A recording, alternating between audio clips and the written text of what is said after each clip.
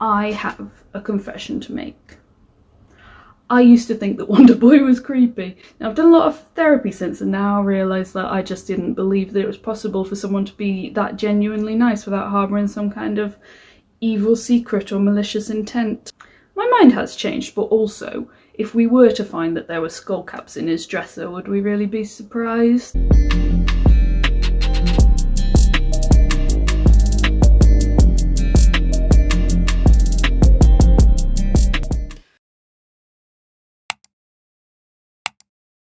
Okay, maybe I am still super damaged, but I'm also super excited to talk about the potential damage in this UFC matchup between Shavkat Rakhmonov and Stephen Wonderboy Thompson.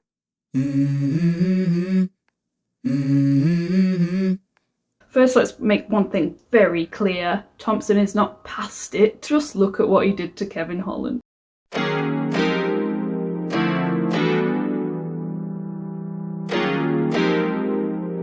Look at it.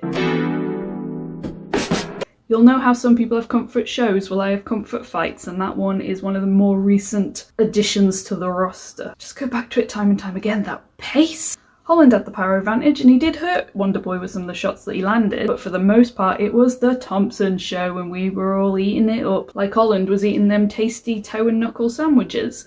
And now we get to see if he can get all weird Wonderboy style and give the inevitable, the seemingly unstoppable Shavkat Rakhmonov something to chew on.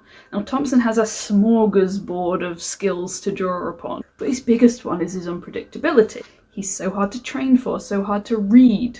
His low stance and movement mean he can easily switch positions, throw kicks from nowhere, then be gone before you can retaliate. But it's not also without its problems. You know, Pettis problems. Wonderboy has the best kicking game in the sport for my money. These hook kicks, wheel kicks, that patented half pivot rear head kick. Woof! Give us joy to the eyeballs, we just don't get anywhere else. His patterns of movement trap his opponents. He just relentlessly picks guys apart and they cannot do a single damn thing about it. Now, with his advancing years also comes a impressive roster. Like, can anyone say Rob Whittaker? Johnny Hendricks, Rory McDonald, Jorge Masvidal? You heard of any of those? And before all that relatively recent stuff, he had a really impressive kickboxing career.